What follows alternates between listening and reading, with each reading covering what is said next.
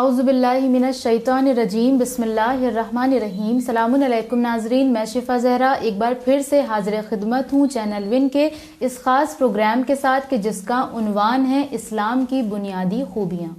پروردگار عالم قرآن مجید میں یہ ارشاد فرما رہا ہے کہ ان الدین عند اللہ الاسلام, کہ اللہ کے نزدیک سب سے بہترین دین اسلام ہے. اور آج اگر ہم دیکھیں تو اراؤنڈ 2 بلین پیپل ہیں کہ جو اسلام کو فالو کرتے ہیں. اسلام کافی پاپولر دین ہے, لیکن اس کے باوجود ہم دیکھتے ہیں کہ اسلام کو طرح طرح سے ٹرول کیا جاتا ہے.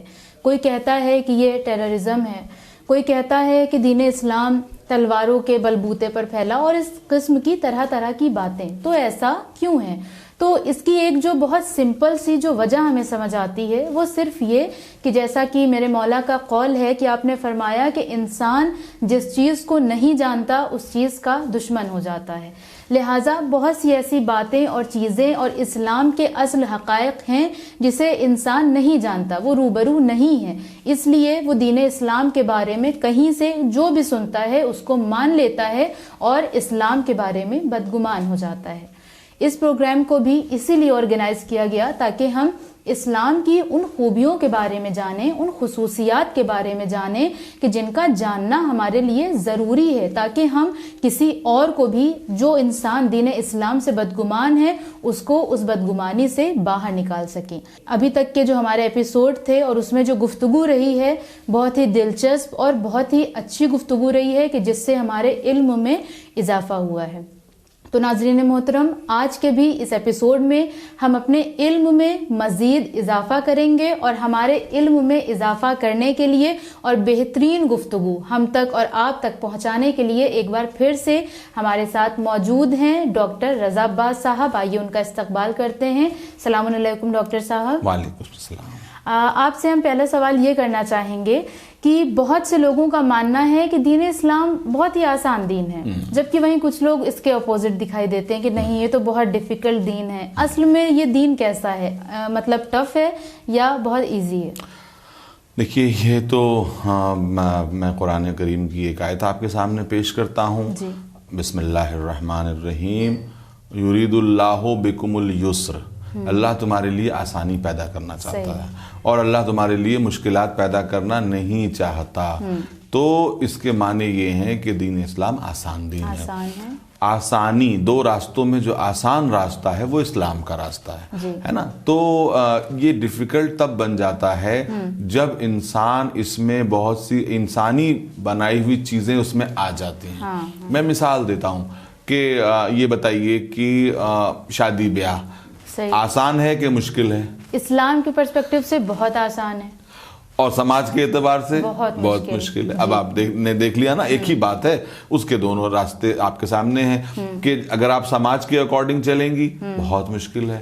پہلے اتنے لاکھ روپے آپ کے پاس ہوں, اتنے وسائل ہوں, اتنے لوگ ہوں, اتنا یہ ہو تب آپ کو. اور اگر اسلام کے اعتبار سے چلیں تو لڑکا اور لڑکی مسجد میں جائیں اور جو ہے وہ عقد نکاح کے جو ہے وہ صیغے پڑھیں اور صاحب یہ ہو جائے. اس میں ایک مہر کی رقم ہے اور اس کے علاوہ کچھ بھی نہیں, اللہ اللہ خیر صلی اللہ. لیکن اگر آپ سماجی اعتبار سے دیکھیں تو آج اتنا مشکل بنا دیا گیا ہے کہ کتنے ایسے لڑکے اور لڑکیاں بغیر نکاح کے رہے جا رہے ہیں کیونکہ ان کے پاس اتنا پیسہ نہیں ہے, ان کے پاس اتنی دولت نہیں ہے. اگر وہ سماج کے بنے بنائے راستے پہ نہیں چلتے ہیں تو یہ کہا جاتا ہے کہ دیکھیے انہوں نے سماج کے راستے کو چھوڑ دیا, انہوں نے سماج کو ترک کر دیا. اس طرح کی باتیں ہوتی ہیں. تو اسی طریقے سے آپ ہر چیز کو دیکھ لیجئے. آپ نے شادی بیاہ کی بات کر لی, اب میں مرنے جینے کی بات کرتا ہوں, موت کی بات کرتا ہوں کہ شریعت کے اعتبار سے جو ہے وہ مرنے کے رسوم کیسے ہیں اور سماج کے اعتبار سے کیسے ہیں. بہت ڈیفرنس ہے. اور قدم قدم پہ یہ ہے کہ اتنے پیسے ہونے چاہیے آپ کے پاس, ہر قدم پہ یہ ہے کہ آپ سب کو کھانا کھلائیے, آپ سب کے گھر یہ بھیجیے, مرنے سے بھی انسان گھبرائے, مرنے سے بھی گھبرائے. اگر اتنے پیسے نہیں ہیں تو وہ رسا کہتے ہیں کہ ہم ان کے رسوم کیسے ادا کریں گے.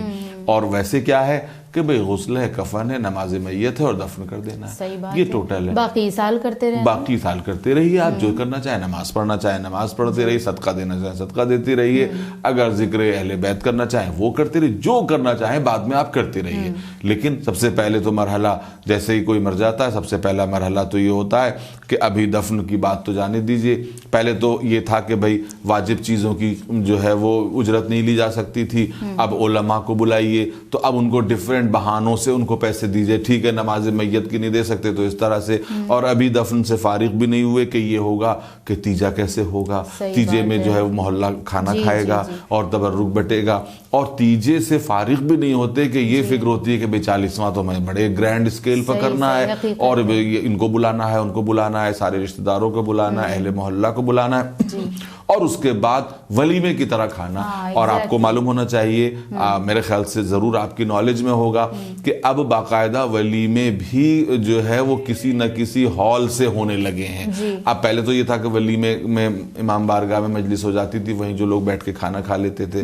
اب تو اس کے لیے بڑے جو ایونٹ والے ہال ہیں وہ لیے جانے لگے ہیں, اس لیے کہ بھئی اس کا مینیو ہی اتنا لمبا ہوتا ہے.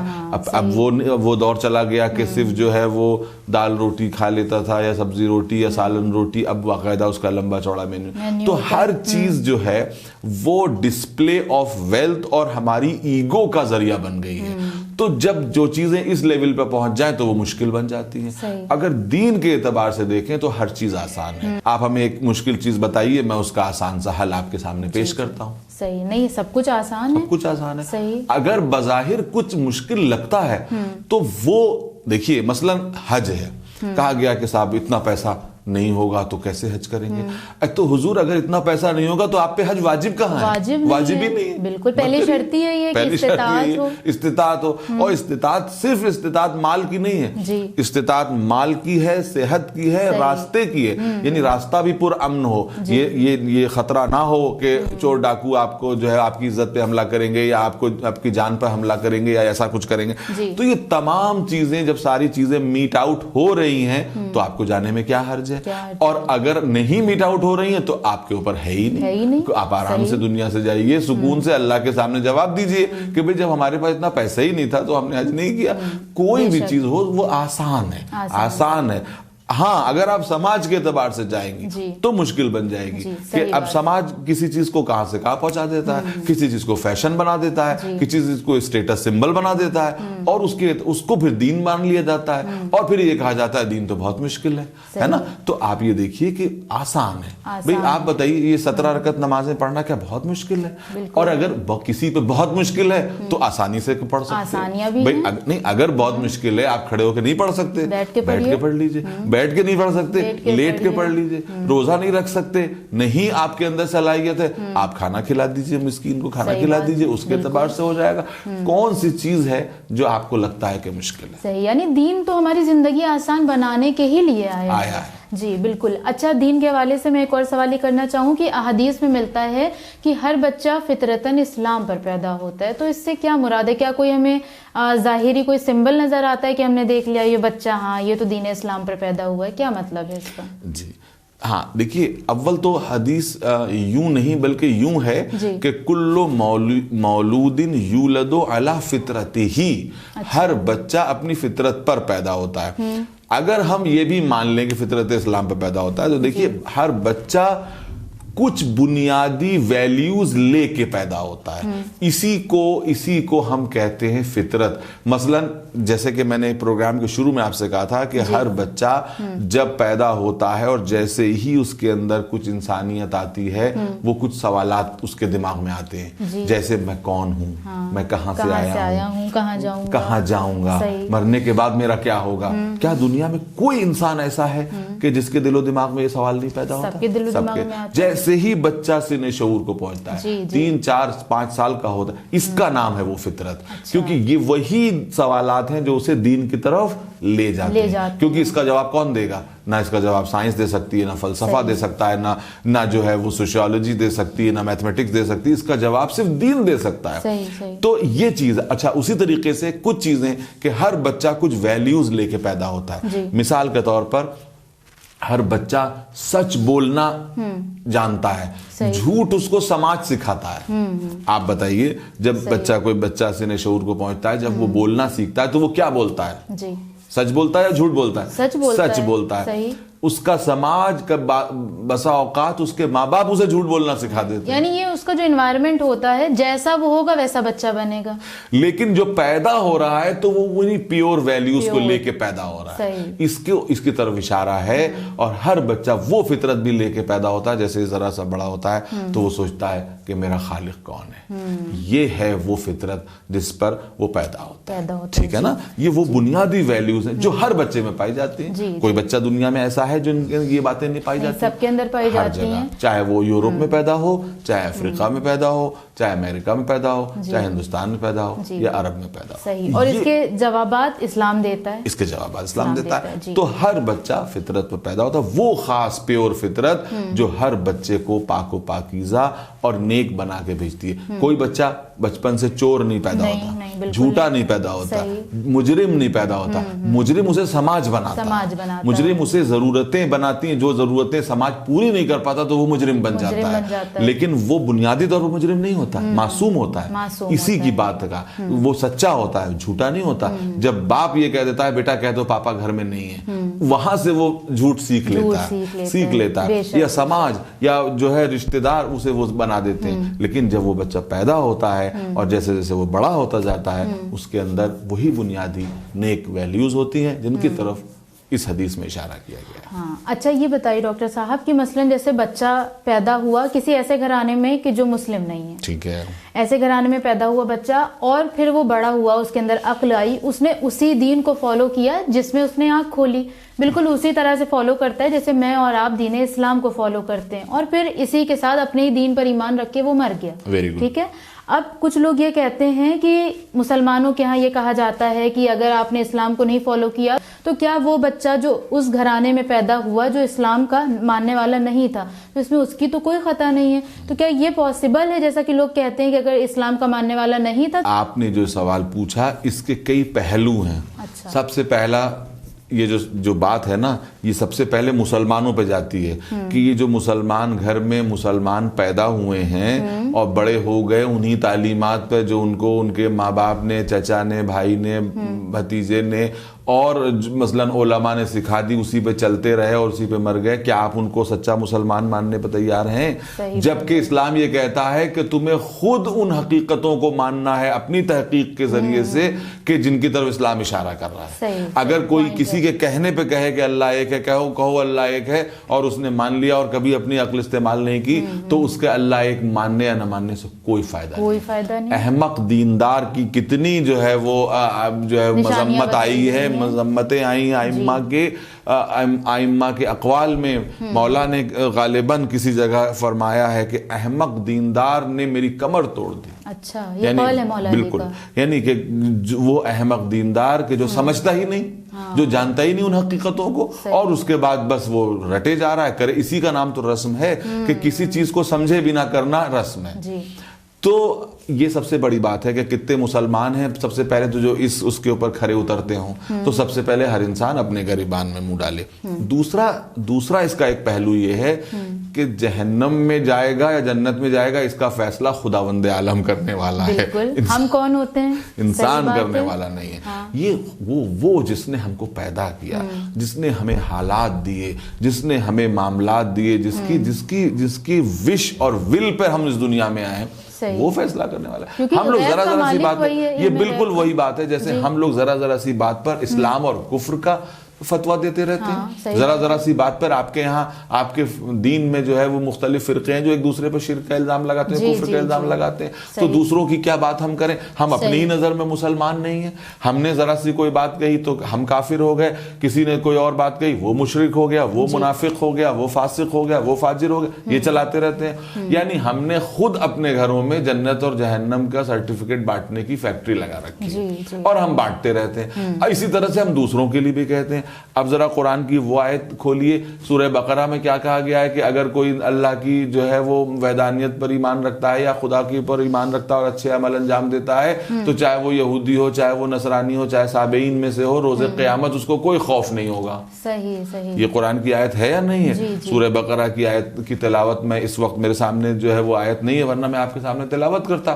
اس کے معنی قرآن یہ کہتا ہے کہ کچھ بنیادی حقیقتیں ہیں, کچھ بنیادی باتیں ہیں, اگر اس کو انسان مانے تو اگر وہ نام نہاد دوسرے ہی دین کا کیوں نہ ہو, اگر وہ نیک ہے, اچھا ہے اور کچھ بنیادی حقیقتوں کو مانتا ہے تو روز قیامت اللہ اسے اس کا اجر دینے والا ہے. صحیح بات ہے. اب آتا ہے ایک اور اس کا پہلو ہے کہ انسان پیدا ہوا, اسی پہ چلتا رہا, اس کے اوپر فرض تھا کہ وہ جب وہ سینے شعور پہ پہنچتا تو اس کی عقل کا تقاضا یہ ہے کہ وہ یہ فیصلہ کرے کہ وہ صحیح کر رہا ہے کہ غلط کر رہا ہے. اگر وہ یہ بتائیے کہ کوئی بھی اسے کسی راستے پہ ہانک لے جائے اور وہ چلتا چلا جائے تو وہ تو اچھا نہیں کہا جا سکتا.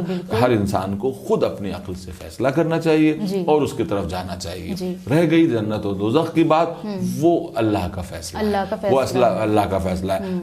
جتنے جو ہے وہ کفار کو جہنم میں نہیں ڈالے گا, اس سے کہیں زیادہ مسلمان بھی جہنم میں جانے کو تیار ہو جائیں. یہ میں جنت جہنم نہیں بانٹ رہا ہوں, لیکن جو علامتیں بیان کی گئی ہیں کیا ہم ان علامتوں پہ جو ہے وہ صحیح اتر رہے ہیں جو ہم دوسروں کی بات کریں؟ ہمارا فرض یہ ہونا چاہیے کہ ہم زیادہ سے زیادہ لوگوں تک دین کی بات پہنچائیں, اللہ کی بات پہنچائیں, اور اس کے بعد تب ہم بری الذمہ ہوں گے, ورنہ اس کا جرم ہمارے کندھے پر آئے گا اور ہمارے سر پہ آئے گا. آپ تو ہدایت یافتہ تھے, یعنی آپ تو دنیا میں یہ کہہ رہے تھے کہ وہ جہنمی ہے, اس کا مطلب آپ ہدایت یافتہ تھے, تو آپ نے کیا کیا اس کی ہدایت کے لیے؟ آپ نے کچھ کیا؟ تو کہا ہم نے تو کچھ نہیں کیا, ہم تو چپ چاپ بیٹھے ہوئے تھے, تو آپ زیادہ بڑے مجرم ہیں, ہے نا. تو اب اس کے دیکھیے اتنے پہلو ہیں, تو ان پہلوؤں پہ غور کر کے ہی کسی چیز کا فیصلہ کیا جا سکتا ہے. اور ہم سمجھتے ہیں کہ اگر کوئی جو ہے وہ ان بنیادی حقیقتوں کی طرف جاتا ہے. اب قرآن نے 3 باتیں کہیں, یہود, نصارہ, سابعین. تو اب اس کا مطلب یہ 3 نہیں, یعنی قرآن کہنا چاہتا ہے کہ اور بھی ادیان میں چلنے والے جو لوگ اگر ایمان والے ہیں اور اچھے عمل انجام دیتے ہیں تو روز قیامت ان کو خوف و ہراس نہیں ہوگا. اگر کوئی اللہ پہ بھروسہ رکھتے ہیں, ٹھیک ہے نا, اور کسی وجہ سے ان تک پوری ہدایت اس طرح نہیں پہنچ سکی, ہے نا. اچھا, اس سے یہ بھی پتہ چلتا ہے کہ قرآن یہ چاہتا ہے, یعنی قرآن یہ مانتا ہے کہ دوسرے مذاہب میں بھی حقیقتیں موجود ہیں. ٹھیک ہے, ان کو ڈسٹارٹ کر دیا گیا, لیکن یہ کہ حقیقتیں تو موجود ہیں. کوئی دنیا کا مذہب ایسا نہیں جو پورا باطل پر مبنی ہو, ایسا نہیں ہے. اگر باطل پر مبنی ہوتا تو اتنی بڑے بڑے ان کی فالوورشپ کیسے ہوتی؟ انسان کی طرف, انسان حق کی طرف ہی متوجہ ہوتا ہے, فطرت ہے انسان کی. تو ڈسٹارشن ہوئے ہیں, مگر یہ نہیں کہا جا سکتا کہ سب کچھ باطل ہے. نہیں, حقیقتیں ہر جگہ موجود ہیں. ورنہ سورہ بقرہ کی اس آیت کا کیا مطلب ہے؟ اور اس مضمون کی 2-3 آیتیں قرآن میں موجود ہیں کہ اگر وہ دوسرے مذاہب کے ماننے والے ہیں اور وہ ایمان والے ہیں اور نیک عمل انجام دیتے ہیں. نیک عمل انجام, تو نیک عمل کیا ہے؟ انسانوں کی مدد کرنا. نیک عمل کیا ہے؟ دوسروں تک جو ہے وہ اپنی بات پہنچانا, دوسروں کی مدد کرنا, اور ایک بحیثیت ایک اچھا انسان دنیا میں, سماج میں رہنا. اگر یہ چیزیں ہیں, اللہ پہ بھروسہ وہ رکھتے ہیں, تو وہ روز قیامت ان کے اوپر نہ ان کو خوف ہوگا نہ ہراس ہوگا, اور روز قیامت اللہ ان کو ان کا اجر عطا کرے گا. بالکل. اچھا, دین اسلام کی ایک خصوصیت یہ بھی ہے کہ یہ ایک عقلی دین ہے, تو اس سے کیا مراد ہے کہ یہ ایک عقلی دین ہے؟ اس سے یہ مراد ہے, اس سے بالکل سمپل بات ہے, اس سے یہ مراد ہے کہ اسلام کے جو بنیادی عقائد ہیں وہ عقل کی کسوٹی پر پرکھے جا سکتے ہیں. ہر انسان ان کو عقل سے سمجھے, جتنے بھی قوانین, جتنے بھی عقائد پہلے تو, پھر شریعت میں بھی کوئی چیز بے عقلی کی نہیں, ہر چیز کے پیچھے حکمت موجود ہے.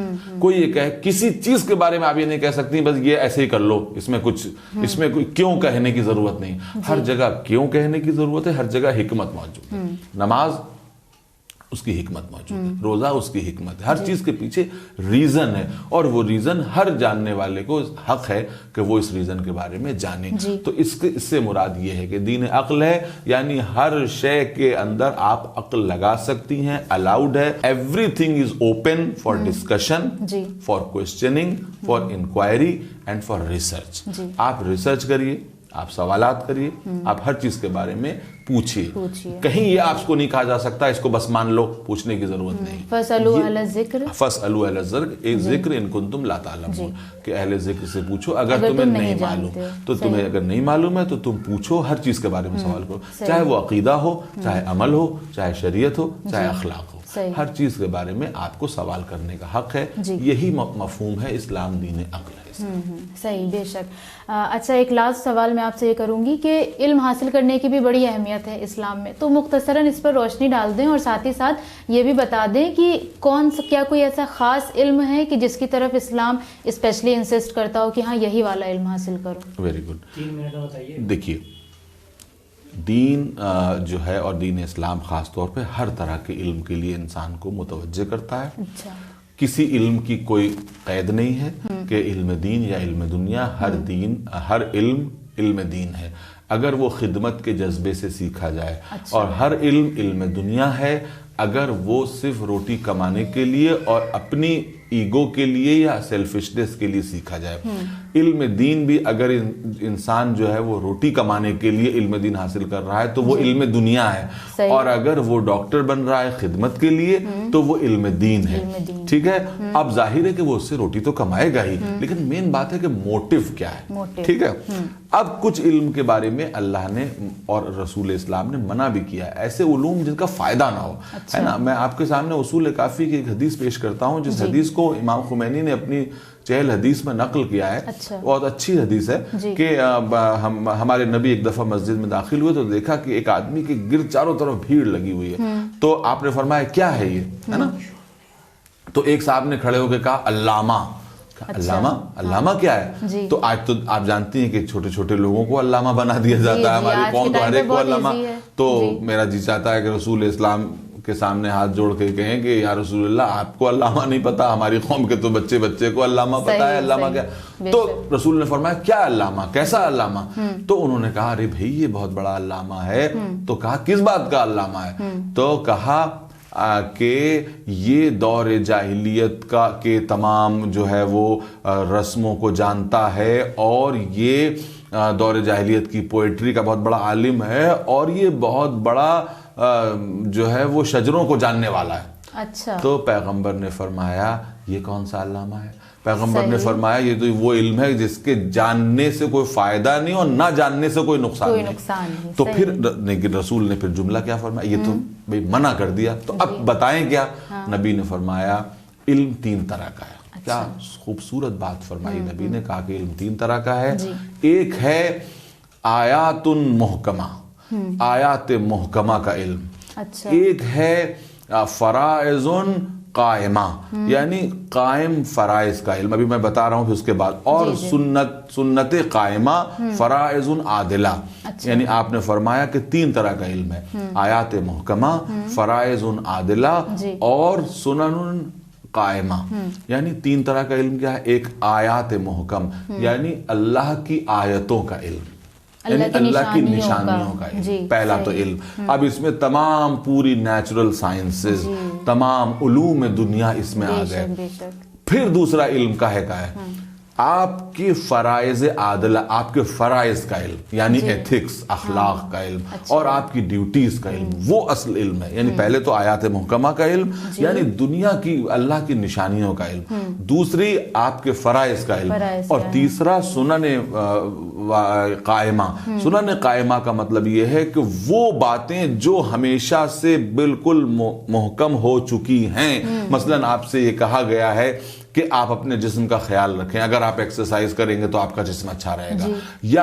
یعنی اپنے جسم کا خیال رکھنا, یعنی آیات الہی کا مطالعہ کرنا اور اپنے فرائض کے بارے میں سوچنا. یہی 3 علوم ہیں. اگر آپ غور کریں تو ان 3 علوم میں سارے علوم چھپے ہیں. وہ علوم جو فائدہ پہنچاتے اور غیر جو نافع علم کو پیغمبر نے فرمایا یہ زندگی ایک ہی بار تمہیں ملی ہے اور تھوڑا سا وقت ہے تمہارے پاس, چاہو تو فائدہ پہنچانے والے علوم سیکھ لو, چاہو تو ضائع ہو جانے والے علوم. تو پیغمبر نے کیا جملہ کہا کہ جب وہ کہا کہ وہ ساری پوئٹری اس کو جانتا ہے اور سارے وہ پری اسلامک جو ہے رسوم کو جانتا ہے اور انصاب کو جانتا ہے, تو آپ نے فرمایا یہ تو وہ بات ہے شجروں کو جانتا ہے تو پیغمبر نے کیوں یہ کہا کہ جاننے کا کوئی فائدہ نہیں اور نہ جاننے کا کوئی نقصان نہیں؟ کیونکہ نبی آئے ہی اس لیے ہیں تاکہ شجرے اور نسب کے اعتبار سے جو فضیلتیں اس کو ختم کیا جا سکے اور عمل کی فضیلتوں کو ابھارا جائے.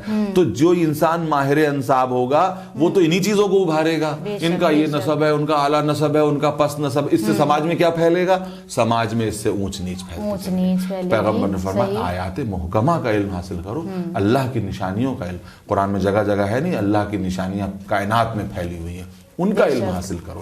اور پھر اس کے بعد جو چیز بچتی ہے فرائض کا علم. فرائض عادلہ, عادلانہ فرائض جو تمہارے اوپر بنتے ہیں, یعنی اخلاق کا علم حاصل کرو. تمہارے حقوق کس کے اوپر ہے اس کا علم حاصل کرو. اور تیسرا یعنی فزیکل ایکٹیویٹیز کا علم حاصل کرو. جب تم یہ 3 طرح کے علم حاصل کرو گے تو تم سماج کے لیے فائدے مند ہو گے. جی بہت خوب, سبحان اللہ. اور میں بہت زیادہ شکر گزار ہوں ڈاکٹر صاحب کی کہ بہت ہی بہترین گفتگو سے اپنے علم, آپ کے علم کا جو معیار ہے بہت ہی اعلیٰ ہے, جس سے بہت زیادہ میں استفادہ کر رہی ہوں اور امید ہے کہ آپ سب بھی استفادہ کر رہے ہوں گے. بس آخر میں ایک جملہ یہ عرض کرنا چاہوں گی کہ ہم اس دنیا میں اپنا اعمال نامہ ٹھیک کرنے کے لیے آئے ہیں, لہٰذا ہمیں اپنے اعمال پر دھیان دینا چاہیے, نہ یہ کہ ہم کسی اور کا محاسبہ کرنے بیٹھ جائیں. ہمیں خود کا محاسبہ کرنا ہے اور دین کو, حقیقی دین کو سمجھنا ہے, نہ کہ رسومات کو. آج کے اس ایپیسوڈ کو میں یہاں پر تمام کرتی ہوں, لیکن آپ سے ایک بار پھر ملاقات ہوگی اسی گفتگو اور اسی ٹاپک کے ساتھ. تب تک بنے رہیں چینل ون کے ساتھ. والسلام علیکم ورحمۃ اللہ وبرکاتہ.